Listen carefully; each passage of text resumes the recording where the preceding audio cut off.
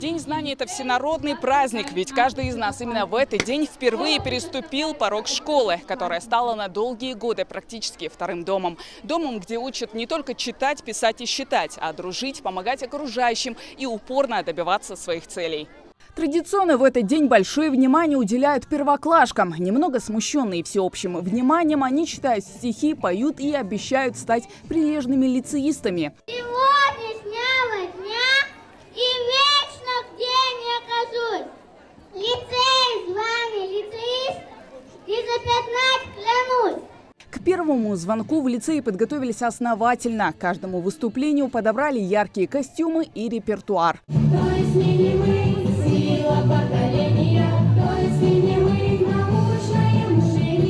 Медина Танкиева тоже в числе тех, для кого сегодня прозвенит первый звонок. В детский садик девочка ходить не любила, поэтому готовилась к школе дома со старшей сестрой и научилась практически всему. Писать, читать и еще считать до 12 и 13 и все. А зачем тебе в школу, Медина? А вдруг я что-то не умею вот это. Этот день особенный и для 11-классников. Они вспоминают, как их родители за руку привели в первый класс, получили первую пятерку и встретили настоящего друга. А впереди последний год и подготовка к госэкзаменам. Я рад началу нового учебного года, хотя одновременно мне грустно, потому что это последний мой год в этой школе. Я учусь здесь с первого класса. На протяжении 11 лет ты каждый раз приходишь в школу, видишься с друзьями, а тут начинается новый этап, и ты прощаешься с друзьями, и ты не будешь их часто видеть, вы не будете проводить время вместе, и от этого, да, хочется грустить.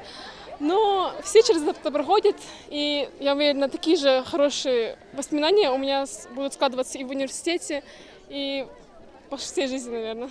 В этом году в лицее будет обучаться около 2000 школьников, 240 из которых – это первоклассники. Занятия строятся по обновленным ФГОС, также больше часов будут уделять истории. 1 сентября большое внимание будет уделяться патриотическому воспитанию в школах. Каждую неделю классные руководители будут вести разговоры о важном на классных часах, где будут говорить о нравственности, о патриотизме. И также каждая неделя в школе будет начинаться с поднятия флага и пения гимна. Флаг поднимают под звуки гимна страны. Теперь торжественный момент праздника.